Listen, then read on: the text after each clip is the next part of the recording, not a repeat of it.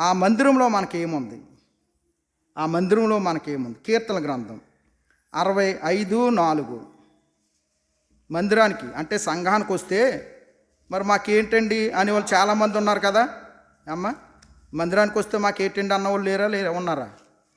ఉన్నారా లేరా? ఇలా చేస్తే మాకేంటండి అనేవాళ్ళు ఉన్నారా లేరా? లాభం కావాలి మనకి కదా. మరి దేవుని మందిరానికి వస్తే ఏం కలుగుతుంది? దేవుని సేవకు వస్తే ఏం కలుగుతుంది? దేవునితో ఉంటే ఏం కలుగుతుంది? నీ ఆవరణములలో నివసించినట్లు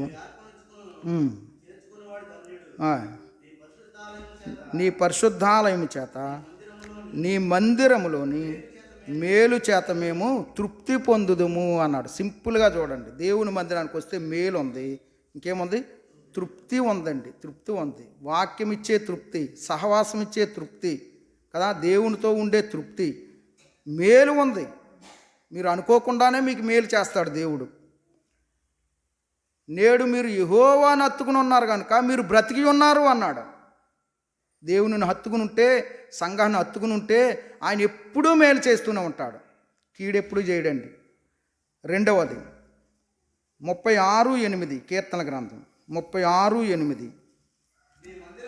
నీ మందిరం యొక్క సమృద్ధి వలన సమృద్ధి ఉంది అన్నాడు. దేవుని మందిరానికి వస్తే ఏముంది?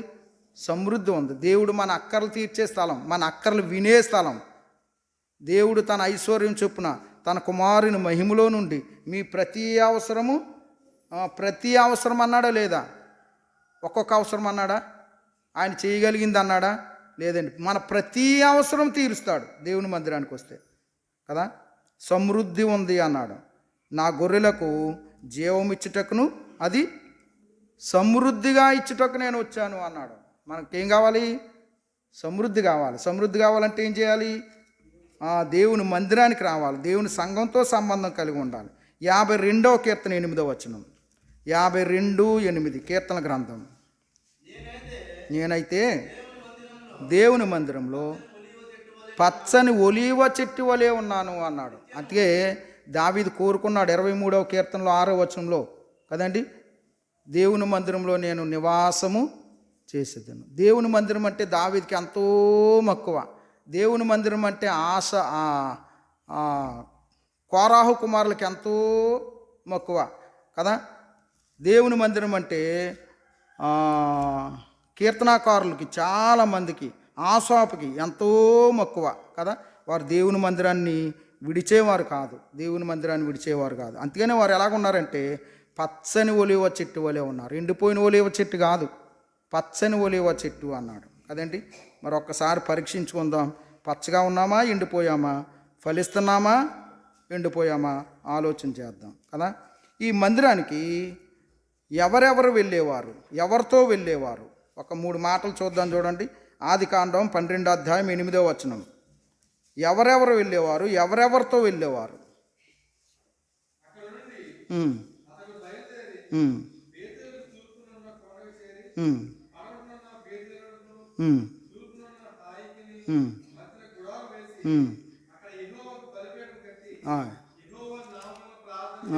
అక్కడ యెహోవా నామమున ప్రార్థన చేసిన అన్నాడు కదండి.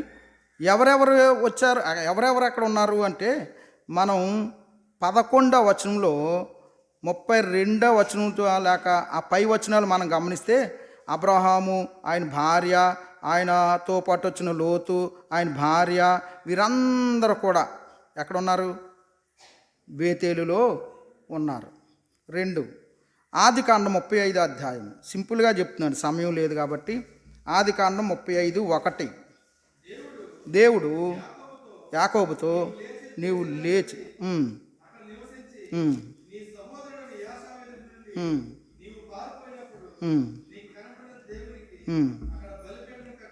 అక్కడ బలిపీఠం కట్టమన్నప్పుడు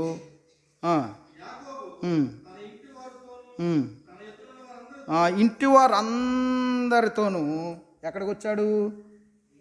బేతేలుకు వచ్చాడు. న్యాయాధిపతుల గ్రంథం 1:22. 1:22. యోసేపు ఇంటి వారు బేతేలుకి వెళ్ళినప్పుడు అన్నారు కదండి. ఇక్కడ మనం ప్రతి చోట కూడా ఒక సంగతి చూస్తాం. అబ్రహాము తన ఇంటి వారందరితోనూ ఉమ్. యాకోబు తన ఇంటి వారందరితోనూ, యోసేపు తన ఇంటి వారందరితోనూ ఎక్కడికి వస్తున్నాడు? బేతేలుకి వస్తున్నాడు కదా. మరి మనం దేవుని మందిరానికి వచ్చినప్పుడు కొందరితో రావాలా, అందరితో రావాలా? బలహీనంగా ఉంటే ఉండండి ఇంటి దగ్గర, అది కాదు నేను అనేది. కానీ కుటుంబంలో సహా అందరూ ఎంతమంది అయితే సభ్యులుగా ఉన్నారో అందరూ కూడా ఎక్కడ కనబడాలి? దేవుని మందిరం. అది మీకే ఆశీర్వాదం అండి. అది మీ కుటుంబానికి ఆశీర్వాదం, అది మీ బిడ్డలకు ఆశీర్వాదం. దేవుని మందిరంలో ఉండడం. యెహోషువ అన్నాడు, నేనును నా ఇంటి వారును యెహోవాను మాత్రమే సేవించేదమన్నాడు. చెరసాల నాయకుడు తన ఇంటివారు అన్నాడు, లూదియా తన ఇంటివారు అన్నాడు కదా, ఫిలేమోను తన ఇంటివారు అన్నాడు. వీళ్ళందరూ గృహాలతో ఇళ్లతో ఏం చేస్తున్నారు? దేవుని సన్నిధిలో కనబడుతున్నారు. బేతేల్ దేవుని మందిరం. అమ్మయ్య, చిన్నపిల్లల లేకపోతే ఏ ఉద్యోగాలు చేసుకున్నా ఏం చేసుకుంటున్నారా, వారికి దేవుని మందిరం అలవాటు చేయండి. మీరు ముందొచ్చి వాళ్ళ వెనకాల కాదు, వాళ్ళకి ఎప్పుడు వెనకాలే ఉంటారు. అప్పుడు కలిసి వచ్చి చూడండి, యాకోబు భార్యలు పిల్లలు, మీరు వెళ్ళండి, బేతేలుకి మనం వెళ్దాం, శుచిపరచుకోండి, మీ దగ్గర ఉన్న అన్య దేవతలు తీసివేయండి, మీ దగ్గర ఉన్న వస్త్రాలు తీసివేయండి, మీ మలినాన్ని తుడుచుకోండి. అందరూ ఇంటివారు అందరూ అనే మాట చూస్తున్నాం కదండి. ఇంటివారు అందరూ, ఒకరు ముందు వచ్చాక ఒకరు వెనక వచ్చాక మా తర్వాత ఇంకో అరగంటకు ఇంకొకరు వచ్చాక కాదు. ఇంటివారు అందరూ. ఎప్పుడైతేనే ఇక్కడే కనబడుతున్నాం కదండి అంటారా? ఎప్పుడైతే ఇప్పుడే కనబడతాం కాదు, అందరు కుటుంబాలతో. మీరు గమనించండి, ఒక మాట చెప్పి ముందుకు వెళ్తాను. హిందువులు వారి గుళ్ళకి వెళ్ళేటప్పుడు భార్య భర్త బిడ్డలు ఇద్దరున్నా ముగ్గురున్నా నలుగురున్నా కలిసే వెళ్తారు. ఒక బండి మీద ఎక్కించేసుకుంటాడు ఆయన, చోటు లేకపోయినా కానీ ఎక్కించేసుకుంటాడు. ఒక నిండుగా వెళ్తారు చూడండి వాళ్ళు, మరలా నిండుగానే ఇంటికి వస్తారు. మనం భార్య మొదట వస్తే, భర్త వెనకాల వస్తే, తర్వాత పిల్లలు ఇంకో అరగంటకు వస్తే, ఎవరికి అనుకూలమైనప్పుడు అప్పుడు వస్తూ ఉంటారు. మీరు అనుకూలపరచుకోండి. మీరు అందరూ ఇంటి దగ్గరే ఒక మాట ప్రార్థన చేసుకుని, ప్రభా దేవుని మందిరానికి వెళ్తున్నాం తోడేయండి అని ఒక చిన్న ప్రార్థన చేయండి. కుటుంబంతో కలిసి ఏం చేయాలి? రావాలి. మరలా మందిరం నుంచి ఇంటికి వెళ్ళిపోయాక, అయ్యా మీ మందిరానికి వెళ్ళాం నీకు స్తోత్రాలని ప్రార్థన చేసుకోవాలి ఇంటికి వెళ్ళాక. ఆ విధంగా కుటుంబంలో ఒక దేవుని మందిరానికి కలిసి రావడం అనేది అది ఎంతైనా ఆశీర్వాదం. ఏమైంది అక్కడ? 35 అధ్యాయం చూడండి, ఆదికాండం 35. కుటుంబంతో వచ్చాడు, కలిశాడు, ఆరాధన చేశాడు. తర్వాత తిరిగి వెళ్తూ ఉంటుండగా ఏం జరిగింది? 9వ వచనం.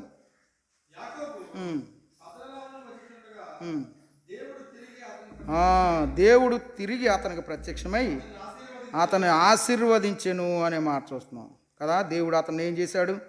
ఆశీర్వాదం వస్తుందండి. దేవుని సన్నిధికి కుటుంబంతో వస్తే ఆశీర్వాదం వస్తుంది. ఇంకొక మంచి మాట ఉంటుంది, యాకోబు బయలుదేరి వస్తుంటే దేవుని భయం వారు చుట్టూ ఉన్న పట్టణాల మీద నుండేను అన్నాడు 5వ వచనంలో, 35:5లో. దేవుని భయం, వారు బయలుదేరి వస్తుంటే దేవుని భయం చుట్టుపక్కల ఉన్న వారు అందరికీ వస్తుందంట కదా. వాస్తవానికి ఆ చుట్టుపక్కల ఉన్నవారు అందరూ అప్పటికే యాకోబు మీద ఏం కట్టుకుని ఉన్నారు? పగబట్టుకుని ఉన్నారు. ఎందుకంటే 34వ అధ్యాయం చాలా విపరీతంగా డిస్టర్బ్ అయిపోయింది ఆ కుటుంబం. దేనాకు నష్టం కలిగింది, యాకోబుకు బాధ కలిగింది. షిమ్యోను లేవి కత్తిబట్టి ఆ షెకెము అనే పట్టణంలో ఉన్న పురుషులందరినీ చంపి, ఎంత గలిబిలిలో యాకోబు దేవుని మందిరానికి వెళ్తున్నాడు కదా. అసలు నిజంగా ఈ కుటుంబం ఎలాగుందో అక్కడ చూడండి, 34వ వచనం. ఓ పక్కేమో కూతురు బాధ, ఓ పక్కేమో మనుషుల బాధ, ఓ పక్కేమో కుమారుల బాధ. ఏమన్నాడు 30వ వచనంలో? నన్ను బాధ పెట్టారు అన్నాడు. నన్ను ఏం చేశారు? బాధ పెట్టారు. అంత బాధలో దేవుడు అంటున్నాడు, నువ్వు ఇంటి దగ్గరే ఉండకు, ఎక్కడికి వచ్చేయి? నువ్వు ఒకనాడు బాధలో పారిపోతున్నప్పుడు నీకు నేను ప్రత్యక్షమయ్యానే, ఆ స్థలానికి వచ్చేయి. అదేండి దేవుని భయం చుట్టుపక్కల ఉన్న ప్రజలకు అందరికీ వచ్చేసిందంట. అదే ఇంటికాడు ఉంటే అందరూ లోకుగా మాట్లాడుకుంటారు. దేవుని మందిరానికి వస్తే ఇప్పుడు అతని కూర్చి, అతని కుటుంబాన్ని కూర్చి ఏం చేస్తున్నారు? భయపడుతున్నారు. ఆశీర్వాదం ఉంది, చుట్టుపక్కల వారు అందరికీ ఏముంది? భయం ఉంది. మనుషులు నీ ఇంటిలో తప్పును చూసి వెలివేయొచ్చేమో కానీ, నీచికంగా మాట్లాడుకోవచ్చేమో కానీ, దేవుడు మాత్రం నీ ఇంటిలో తప్పులు చూడడు. దేవునికి కావాల్సింది నీ తప్పులు కాదు, నువ్వే కావాలి. నీ తప్పుల్ని క్షమించే దేవుడి దగ్గరకు రావాలి, నీ తప్పును మన్నించే దేవుడి దగ్గరకు రావాలి, పడిపోయిన నిన్ను లేపే దేవుడి దగ్గరకు రావాలి కదండి. దావీదు అంతటి వాడే తను తప్పు చేసినప్పుడు ఇంటిలో కుమిలిపోలేదు, దేవుని సన్నిధికి వచ్చి ఏం చేస్తున్నాడు? దేవా నేను పాపిని అని ఒప్పుకున్నాడు. కన్నీరు కార్చాడు, మనసు విరిగింది, హృదయం విరిగింది. దేవుడు ఏం చేశాడు? మరలా తిరిగి అతన్ని లేపాడు. అదే నా కుటుంబం ఇంత డిస్టర్బ్ అయిపోయింది కదా, ఇంక నేను దేవుని మందిరానికి రాను, అసలు నేను దేవుని నమ్ముకుంటే ఎంత ఎలా జరుగుతుందా అనుకోలేదు. పోయిన సాక్ష్యాన్ని మరలా తిరిగి కట్టగలిగిన వాడు ఎవరు? దేవుడే. దేవుడే సాక్ష్యాన్ని కాపాడగలడు. అందుచేత దేవుని మందిరాన్ని నిర్లక్ష్యం చేయకూడదు. ఇంత ఆత్మీయంగా ఉన్న బేతేల్ ఏమైంది? ఒక మాట చూద్దామా? ఏమైందంటే రాజుల మొదటి గ్రంథం 12వ అధ్యాయంలో, సింపుల్గా చెప్పి ఆగుతాను. రాజుల మొదటి గ్రంథం 12వ అధ్యాయంలో యెరోబాము అనేటువంటి రాజు ఇశ్రాయేలీలకి రాజుగా ఉన్నాడు. రెహబాము యోధా రాజ్యానికి రాజుగా ఉన్నాడు. యెరోబాము ఇశ్రాయేలీలకు రాజుగా ఉన్నాడు. యెరోబాముకు ఒక భయం పట్టుకుంది. వీళ్ళందరూ యెరూషలేము వెళ్ళి దేవుని ప్రార్థిస్తే, మందిరానికి వెళ్తే నెమ్మదిగా వారందరూ కూడా ఆ రాజుకు సపోర్ట్ చేస్తారు. అప్పుడు నేను ఒంటరివాడిని అయిపోతాను. వీళ్ళు అక్కడికి వెళ్లకుండా ఉండాలంటే నేను ఏదైనా ఒక పని చేయాలని దురాలోచన కలిగి యెరోబాము ఏం చేశాడంటే ఓ బంగారపు దూడలు రెండింటిని చేశాడంటండి. ఏం చేశాడండి? 2 బంగారపు దూడలు చేశాడండి. ఎక్కడ పెట్టాడంటే ఒకటి పట్టుకెళ్ళి బేతేలులో పెట్టాడు, ఒకటి పట్టుకెళ్ళి దానులో పెట్టాడు. బేతేలులో పెట్టి ఏం చేశాడంటే, ఇదిగో వాస్తవానికి యెరూషలేములో పస్కా పండుగ ఎప్పుడు? సంవత్సరానికి మొదటి నెలలో 14వ తారీఖున పస్కా పండుగ జరగాలి. వీడేం చేశాడంటే సంవత్సరంలో 8వ నెలలో 15వ తారీఖున పండగ చేయడం ప్రారంభించాడు. చూడండి, రాజుల మొదటి గ్రంథం 12వ అధ్యాయం 26వ వచనం.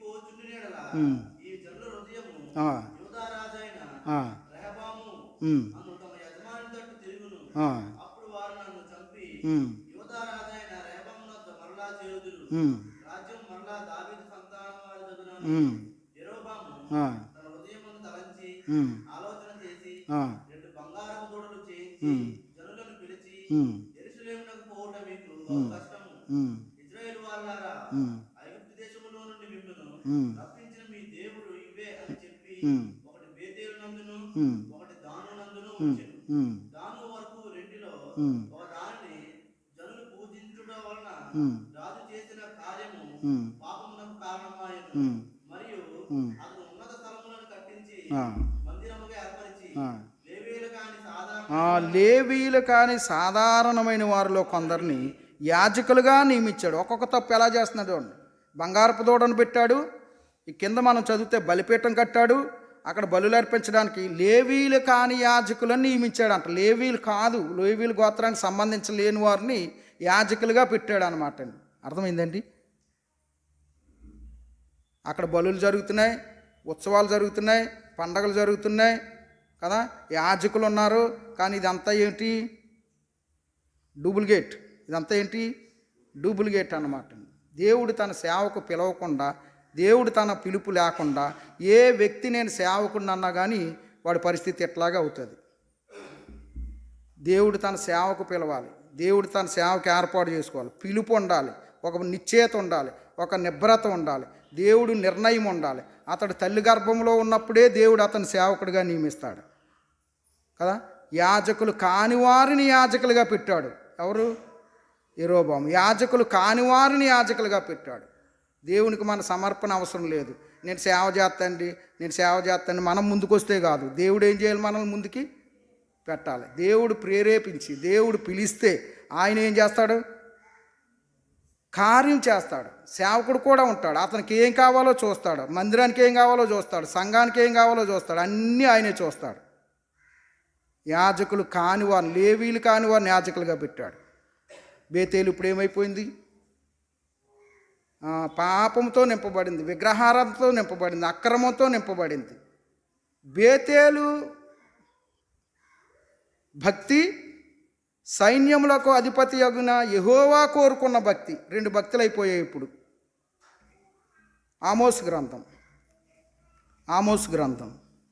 5వ అధ్యాయం ఈ అధ్యాయం అంతా మీరు ఇంటి దగ్గర చదువుకోండి. నేను సింపుల్గా చెప్పి ఆగుతాను. ఈ అధ్యాయం అంతా ఇంటి దగ్గర చదువుకోండి. 5వ వచనం చూడండి. 5:5 బేతేలును ఆశ్రయింపకుడి, గిల్గాలులో ప్రవేశింపకుడి, బేర్షాబాకు వెళ్ళకుడి, గిల్గాలు అవశ్యముగా చెరపట్టబడి పోవును, బేతేలు శూన్యమగును అన్నాడు. బేతేలుని ఏం చేయకూడదు?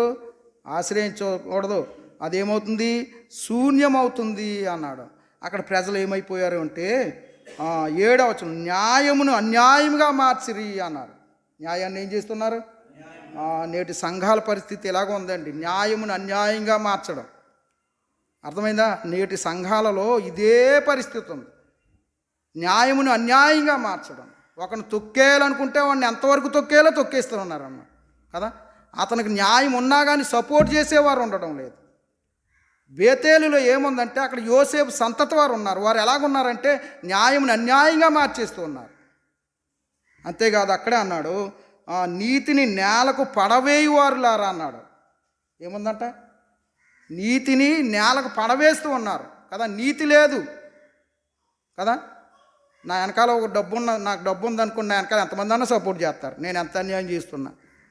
నాకు జనం ఉన్నారనుకోండి, నేను ఎంత అన్యాయం చేస్తున్నా నాకు సహాయం చేస్తున్నారు. బేతేలు ఎంతగా చెడిపోయిందంటే విగ్రహారాధన, విగ్రహ సంబంధమైన ఉత్సవాలు, అక్కడ యాజకులు కానివారు యాజకులు అయ్యారు. అక్కడ న్యాయం లేదు, అక్కడ నీతి లేదు.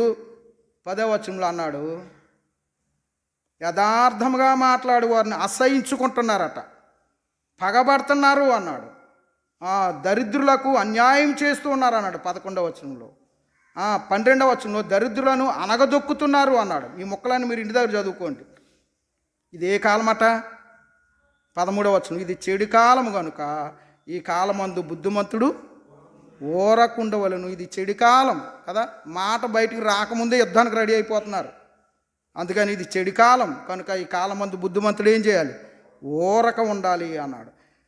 14వ వచనంలో కీడుని విడిచి అన్నాడు. అంటే కీడు చేస్తున్నవారుగా ఉన్నాడు. 15వ వచనంలో కీడుని ద్వేషించండి అన్నాడు. అంటే కీడుని వెంబడిస్తున్నారు, మేలుని ప్రేమించకుండా ఉన్నారండి. మేలు చేసేవారు లేరు, కీడు చేసేవారు ఎక్కువ, కీడు చేసేవారు ఎక్కువ. చూడండి 21వ వచనంలో మీ పండుగ దినములు నేను అసహించుకొనుచున్నాను, వాటిని నీచముగా ఎంచుచున్నాను. మీ వ్రత దినములు కలుగు సువాసన లేక వాసన నేను ఆగ్రానింపనొలకున్నాను. నాకు దహన బలులను నైవేద్యములను మీరు అర్పించినను నేను వాటిని అంగీకరింపను. సమాధాన బలులు అర్పించి క్రొవ్వున పశువులను నేను చూడను. మీ పాటల ధ్వని నా వద్ద నుండి తొలగనీయుడి. మీ స్వరమండలములో నాదం వినుట నాకు మనసు లేదు అన్నాడు కదా. ఇది బేతేలు భక్తి అన్నమాట అండి. ఇదే భక్తిది. పాటలు ఉన్నాయి, బోధ ఉంది కదా, సంగీతాలు ఉన్నాయి, ఉత్సవాలు ఉన్నాయి, పండగలు ఉన్నాయి, కూడికలు ఉన్నాయి, సేవ ఉంది, పరిచర్య ఉంది. కానీ ఇవేమి దేవునికి ఇష్టం లేదు. నేను ఆగ్రహించను, నేను అసహించుకుంటున్నాను. ఇది బేతేలు భక్తి. బేతేలు ఏమనుకుంటుందంటే మేము బలిపీఠం కట్టాం, ఉత్సవం చేస్తున్నాం, సమాధాన బలులు ఇస్తున్నాం, దహన బలులు ఇస్తున్నాం, క్రొవ్వున పొట్టేళ్ళని ఇస్తున్నాం, దేవుడు ఆగ్రహిస్తున్నాడు అనుకుంటున్నారు. కానీ వారు పాడిన పాటలు, వారి సంగీతాలు అన్నీ దేవుడు ఆశించుకుని. దేవుడు కోరుకునే భక్తి ఏది? 24వ వచనం నీళ్లు పారునట్లు న్యాయమును జరగనీయుడి, గొప్ప ప్రవాహం వలె నీతిని. దేవుడు కోరుకుండేది ఏది? మనలో నీతి. నీ పాట కాదు కదా, నీ బోధ కాదు కదా, నీ సంగీతం కాదు. దేవుడు కావాల్సింది ఏది? ఇప్పుడు బేతేలుకు కావాల్సింది ఏంటంటే ఆర్కెస్ట్రా పెట్టండి, ఓ సింగర్ని పిలవండి, వాడు కొడతా ఉంటాడు, వీడు పాడుతూ ఉంటాడు, వీళ్ళకి ఏమీ అర్థం అవ్వదు కదండి.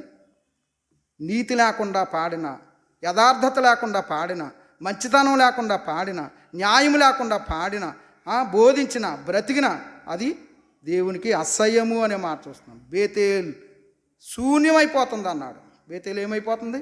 శూన్యమైపోతుంది. ప్రియులారా, మీరు ప్రకటన గ్రంథం 2వ అధ్యాయం 3వ అధ్యాయం ఇంటి దగ్గర చదువుకోండి. అక్కడ స్మరణ సంఘం, ఫిలదెల్ఫియా సంఘం, తప్పు లేని రెండు సంఘాలే. మిగిలిన సంఘాలన్నీ కూడా తప్పు ఒకటి, తప్పు ఒకటి, తప్పు ఒకటి, తప్పు ఒకటి అని.